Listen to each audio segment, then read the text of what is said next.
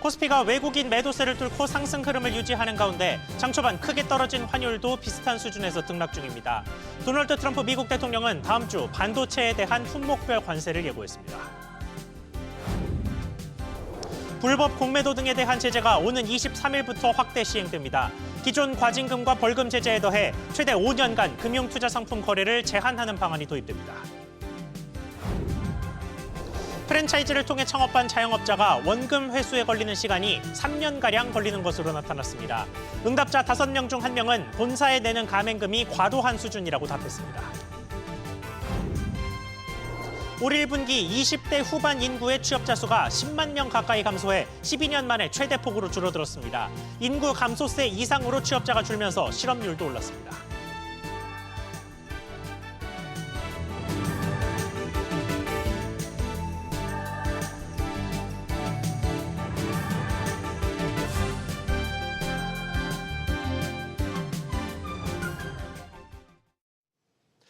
여러분 안녕하십니까? 증시 상황으로 오늘 뉴스 시작해 보겠습니다. 주말 새 또 혼란스러운 모습을 보인 도널드 트럼프 미국 대통령의 관세 행보를 시장은 일단은 긍정적으로 받아들이는 모습입니다. 코스피 1%가량 상승하면서 장 초반의 상승세 오후까지 잘 유지하고 있고 코스닥은 2% 가까이 상승폭을 더 키우면서 700선 위에서 순항 중입니다. 무엇보다 주목할 만한 건 환율입니다. 본격적인 환율 상승의 시작점이었던 비상계엄 당시의 1,420원대 초반까지 장중 저점을 내렸습니다. 오늘 시장 흐름 짚어볼 전문가 전화로 연결돼 있습니다. SBS 비즈 5스타 김호영 전문가 연결해 보겠습니다. 안녕하세요. 안녕하세요. 네, 오늘은 일단 변동성이 더 컸던 환율을 먼저 좀 보겠습니다. 일단 왜 이렇게 떨어지는 겁니까? 네, 먼저 트럼프의 관세 리스크가 피크아웃을 도달했다라는 전망이 우세한 상황이고요. 지난주에 나왔던 소식 중에 미국과 중국 양국의 관세율을 양국 모두 더 이상 높이지 않을 것을 시사했습니다. 사실상 이 관세율 자체가 맥시멈에 도달했다라는 의미이지만 시장에서는 좀 긍정적으로 받아들인 부분이 컸기 때문에 환율의 안정세 그리고 약달러를 불러왔고요.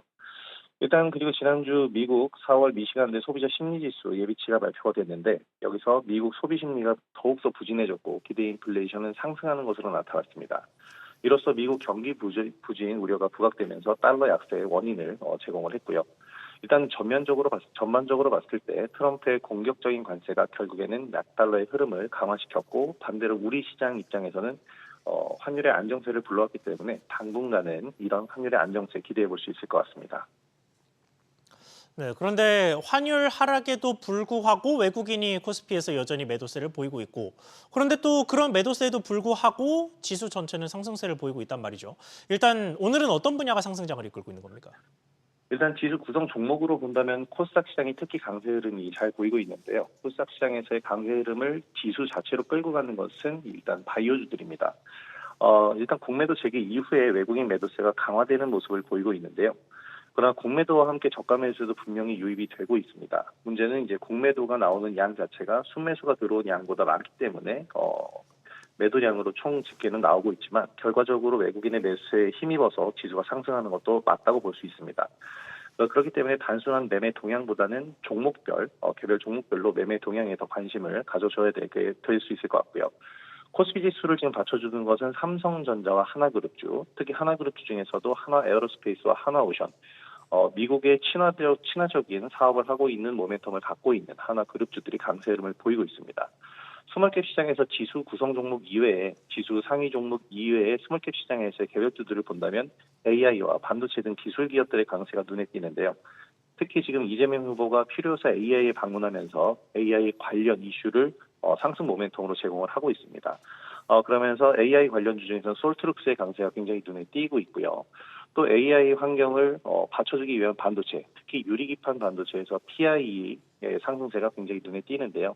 결국에 AI 산업을 확장적으로 밀어주고 지원을 해주게 된다면 AI와 관련되어 있는 하이테크 기술 산업들이 발전을 할 수밖에 없기 때문에 동반 상승하고 향후에 투자 심리도 함께 가져갈 것이기 때문에 향후에는 기술 기업들 위주로 단기 관점에서 반복 매매 위주로 대응하시는 전략이 좋을 것 같습니다. 네, 지금까지 5스타 김호영 전문가였습니다. 말씀 감사합니다. 자, 그러면 최근의 변동성 장세의 근원지인 미국 소식도 짚어보겠습니다. 주말 새 미국의 관세가 완화될 거란 기대감이 커졌는데 도널드 트럼프 미국 대통령이 정책 후퇴는 아니라고 재차 강조했습니다. 김성훈 기자, 주말 새 또 오락가락하는 모습이 많았는데 현재까지 상황 정리해 주시죠. 네, 앞서 현지 시간 11일 미 세관국경보호국이 스마트폰과 노트북, 메모리칩 등 20개 품목을 상호관세 제외 대상으로 공지하면서 트럼프 행정부가 관세 정책에서 한 발 후퇴한 것 아니냐는 해석이 나왔는데요. 하지만 트럼프 대통령은 개인 소셜미디어를 통해 관세 예외가 아니라면서 이들 품목은 기존 20% 펜타닐 관세를 적용받고 있으며 단지 다른 관세 범주로 옮기는 것이라고 강조했습니다. 그러면서 다가오는 국가안보 관세조사에서 반도체와 전자제품 공급망 전체를 들여다볼 것이라고 말했습니다. 트럼프 대통령은 또 다음 주 반도체에 대한 품목별 관세를 발표하고 머지않아 시행할 것이라고 덧붙였습니다. 또 애플 아이폰에 대한 관세도 예고하면서 일부 기업에는 관세 유연성을 발휘할 뜻을 시사했습니다. 하워드 러트닝 미 상무장관은 전자제품은 한두 달 정도 뒤에 적용될 반도체 관세에 포함될 것이라며 품목별 관세는 협상 대상이 아니라고 못 박았습니다. 네, 그러면 이미 고율 관세를 맡고 있는 중국 측 움직임은 어떻습니까? 네, 중국은 이번 상호관세 제외 품목 발표에 잘못된 처사를 바로잡는 작은 발걸음이라면서도 완전한 관세 철회를 요구하고 있는데요. 여기에 뉴욕타임즈는 중국 정부가 자동차와 우주항공 부품에 필수적인 특정 히토류 광물과 자석의 미국 수출을 중단했다고 보도했습니다. 무역전쟁 전선이 관세에서 자원 통제권까지 확대됐다는 분석이 나오는데요. 관세 강행 의지를 굽히지 않고 있는 트럼프 대통령은 우리를 최악으로 대우한 중국은 봐주지 않겠다며 또 한 번 중국을 저격했습니다. SBS 비즈 김성훈입니다. 시장 관련된 소식들 조금 더 보겠습니다. 앞서 들으셨던 것처럼 오늘 증시에 주요하게 영향을 미치는 변수 중에 하나는 공매도 재개 문제입니다. 이제까지 정부의 불법 공매도 제재는 주로 과징금과 벌금 중심이었는데 앞으로는 여기에 주식 거래를 막고 계좌도 정지시키는 제재가 추가됩니다. 이한나 기자. 네, 이한나입니다. 네, 언제 어떤 제재가 시행되는 겁니까? 네, 금융위원회에 따르면 오늘 국무회의에서 자본시장과 금융투자업에 관한 법률 시행령 개정안이 의결됐습니다. 오는 23일 시행되는 개정 자본시장법 등과 함께 시행되는데요. 개정안에는 불공정 거래, 불법 공매도 행위자에 대한 금융투자상품 거래 제한, 상장사 및 금융회사 임원 선임 재임 제한, 그리고 의심계좌에 대한 지급정지 조치가 담겼습니다. 먼저 최대 5년 범위 내에서 금융투자 상품 거래를 제한하는데요. 위반 행위의 내용과 정도, 부당이득 규모 등을 고려해 제한 기간을 세분화하고요. 거래 제한을 위반할 경우 금융상품 취득가액의 5% 범위 내 이행강제금 부과와 함께 과태료도 부과됩니다. 네, 그리고 취업도 제한하기로 했죠. 네, 그렇습니다. 행위자가 상장법인이나 금융회사 등 주요 기업의 임원으로 재직하거나 선임되는 것도 최대 5년 제한됩니다. 만약 상장사 등이 재임 중인 대상자를 해임하지 않거나 선임하면 금융위가 해임 요구를 하거나 제재 공시 의무를 부과할 계획입니다. 불공정 거래나 불법 공매도에 사용된 것으로 의심되는 계좌는 지급 정지됩니다. 6개월 지급정지에 추가로 6개월을 연장해 최대 1년간 지급정지가 가능하고요. 만약 금융당국이 지급정지 요청을 했는데도 금융회사가 이를 이행하지 않으면 최대 1억 원의 과태료를 부과받을 수 있습니다. SBS 비즈 이한나입니다. 이렇게 다양한 변수가 시장을 흔들면서 그간 좋은 수익을 내던 미국 주식 투자자들은 힘든 시간을 보내고 있습니다. 올해 국내 서학개미들의 미국 증시 보유액이 23조 원이나 증발했는데 그럼에도 지난주에만 2조 5천억 원을 더 사들인 것으로 나타났습니다. 이민호 기자, 일단 최근의 주식 보유 상황이 어떤지부터 정리를 해보죠. 네, 한국예탁결제원에 따르면 지난 10일 기준 미국 주식 보관 금액은 935억 4천만 달러, 우리 돈 133조 8,740억여 원인데요. 연초 1,097억 1천만 달러, 우리 돈 197조 160억여 원과 비교해 15%인 23조 원 빠진 수치입니다. 특히 서학개미의 새선호 종목인 테슬라 주가가 36% 넘게 하락한 영향이 큰데요. 올해 초 서학개미들은 테슬라 주식 237억 달러 규모를 쥐고 있었지만 지난 10일 170억 달러까지 쪼그라들었습니다. 같은 기간 엔비디아와 애플 등 매그니피센트 7 역시 주가 하락과 맞물려 보유 주식이 줄면서 이 같은 영향을 미친 것으로 풀이됩니다. 자, 그런데도 지난주에 또 막대한 규모를 새로 사들였다는 건데 이 매수세가 그 이전과 비교해도 컸던 겁니까? 네, 지난주 서학개미들은 17억 2천만 달러, 우리 돈 약 2조 5천억 원을 순매수했는데요. 미국 주식 순매수는 직전주에 9억 달러였고 그 전주에 3억 7,400만 달러 규모였습니다. 지난주는 2주 전보다 규모가 약 5배 급증한 셈입니다. 특히 국내 투자자들은 지난주 주가 움직임에 2에서 3배의 수익을 꾀하는 고위험 레버리지 상품 위주로 골라 담았습니다. 다만 관세 부과 여부가 확정되지 않은 만큼 지난주에 이어 앞으로도 변동성은 지속될 수 있다는 관측도 나옵니다. SBS 비지 이민우입니다. 시장이 요동치는 것과 별개로 우리 내수 시장의 침체는 더 깊고 어두워지고 있습니다.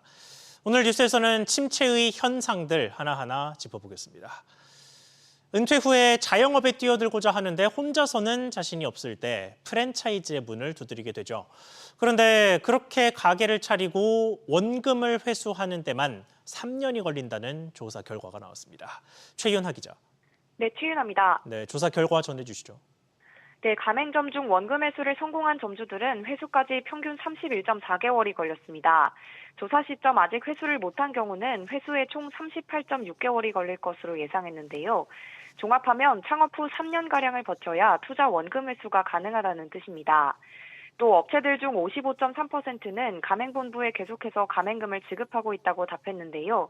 정기적으로 정해진 액수를 내는 방식이 43%로 가장 많았고 차액 가맹금이 39.4%로 2위, 매출액에 비례해 내는 경우가 34.5%로 뒤를 이었습니다.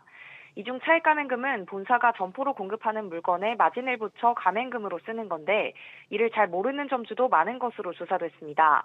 구입 강제 품목이 없다는 응답은 13.6%였지만 계속적으로 가맹금을 지급하고 있지 않다는 응답은 44.7%로 차이가 컸는데요. 최근에는 프랜차이즈 본사가 싱크대, 젓가락까지 필수 품목으로 지정하면서 논란이 되기도 했습니다. 네, 그런 가맹금이 부담스럽다는 목소리도 많죠. 그렇습니다. 가맹금이 과도하다고 응답한 업체는 20.6%에 달했습니다. 그 이유로는 매출액과 관계없이 정액으로 납부해 수익성이 악화됐다는 응답이 30.2%로 가장 높았습니다. 제도 개선이 가장 시급한 부분으로는 정보공개서 공시대 도입이 가장 많이 꼽혔고 정부나 지자체 등의 정기적인 실태 점검, 불공정 거래 행위 처벌 강화 등이 뒤를 이었습니다. SBS 비즈 최윤아입니다.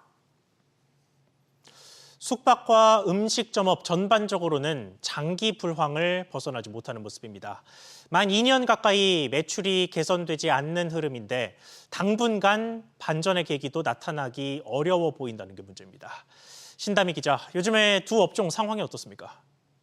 네, 통계청 국가통계포털에 따르면 지난 2월 숙박 음식점업의 생산지수는 103.8로 1년 전보다 3.8% 감소했습니다.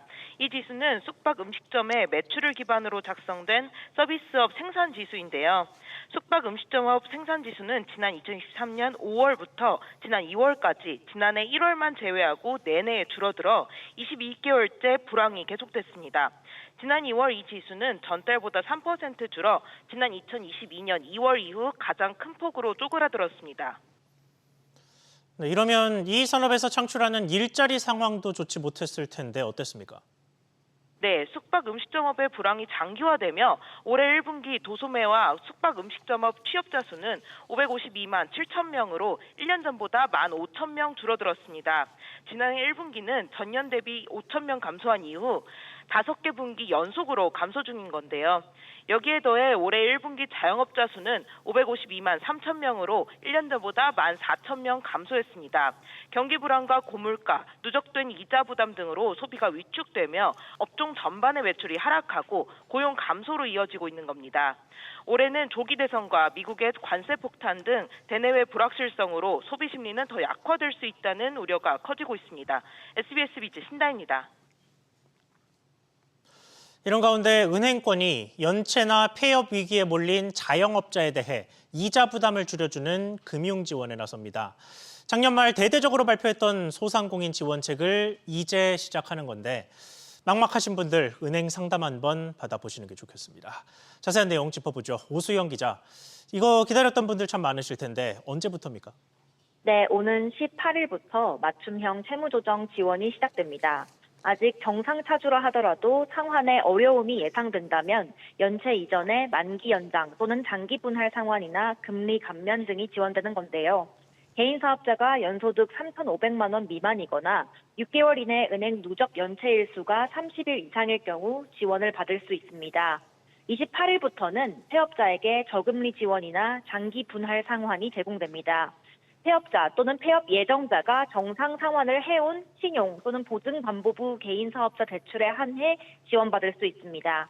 잔액이 1억 원을 넘을 경우 금리 지원은 받을 수가 없고 분할 상환은 담보나 신용대출의 경우에는 최대 30년, 보증대출은 최대 7년까지 가능합니다.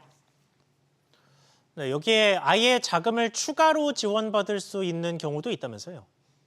맞습니다. 은행권 맞춤형 채무조정 프로그램을 3개월 이상 성실히 이행하고 있는 연매출 3억 원 이하 영세 개인 사업자들에게 추가 자금 지원이 오는 30일부터 열립니다. 금리는 현재 조달금리 기준으로 연 6%에서 7% 사이이며 95% 보증으로 최대 2천만 원까지 5년 분할 상환으로 빌릴 수 있습니다. 오는 7월 출시될 소상공인 성장 촉진 보증의 경우 이미 사업체를 운영하고 있는데 경쟁력 강화 계획을 입증한 차주에게 추가 설비나 운전보증부 대출이 이뤄질 예정입니다.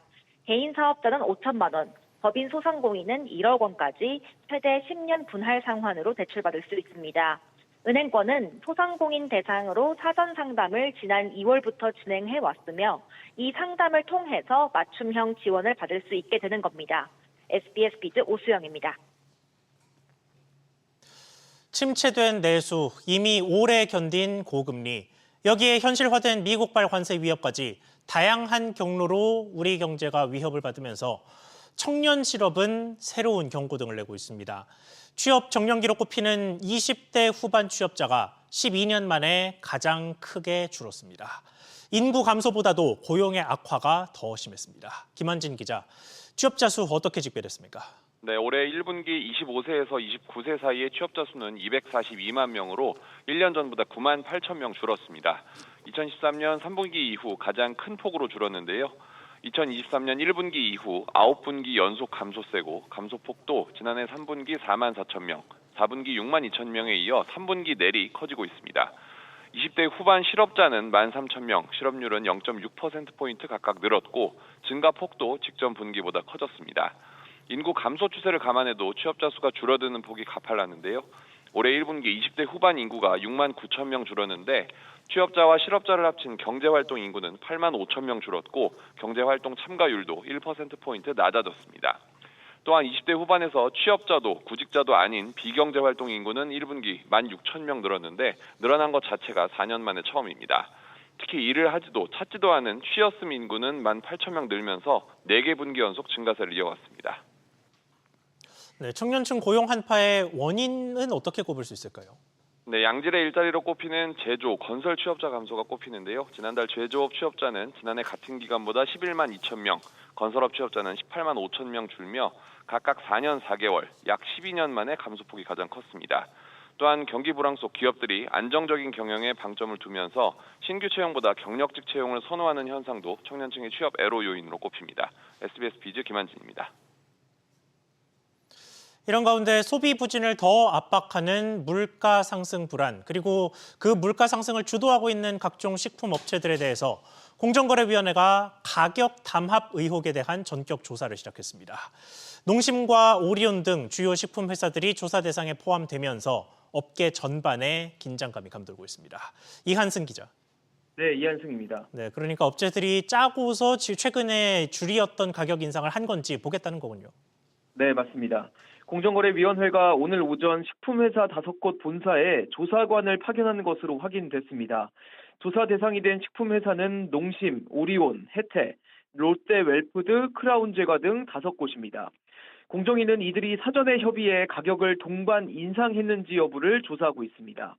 한기정 공정위원장은 지난 7일 내부 회의에서 최근 물가 상승과 관련해 담합 등 불공정 행위에서 비롯된 것이 있는지 철저히 감시하라고 지시한 바 있습니다. 전국이 혼란한 틈을 타 식품업계 가격 인상이 물가 불안으로 이어질 수 있는 만큼 이를 견제하기 위한 발언으로 해석됩니다.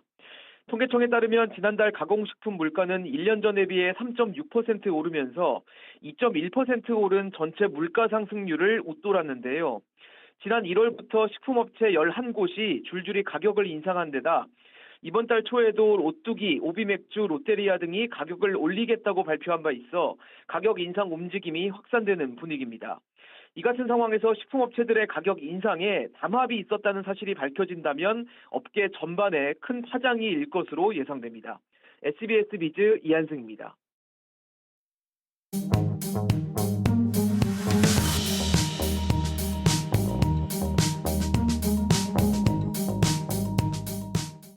안녕하세요. K웨더 공기진흥센터에서 전해드리는 대기오염 예보입니다. 오늘 전국에 비나 눈이 내리면서 공기질 대체로 깨끗합니다. 전국적으로 좋음에서 보통 수준 보이는 가운데 전남과 제주 일부 지역은 한때 나쁨 단계를 보이고 있습니다. 현재 서울은 전 지역 공기질 쾌적한 가운데 거여 1동과 2동, 마천 1동을 중심으로 먼지 농도가 가장 낮습니다. 오늘 비가 내렸다 그치길 반복하겠습니다. 일부 중부 곳곳으로는 눈이 섞여 내리기도 하겠는데요. 강한 바람이 불면서 낮에도 서늘함이 감돌겠습니다. 서울 낮 기온 10도, 속초 8도 예상됩니다. 한편 점차 전남과 제주도의 먼지도 완화되면서 오후엔 전국적으로 대기질 깨끗하겠습니다.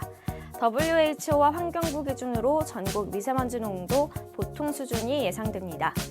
이번 주 대체로 대부분 지역 대기질 보통 수준으로 무난하겠지만 동서부는 수요일과 금요일 한때 나쁨 단계를, 토요일 나쁨 단계를 보이겠습니다. 지금까지 대기오염 예보였습니다.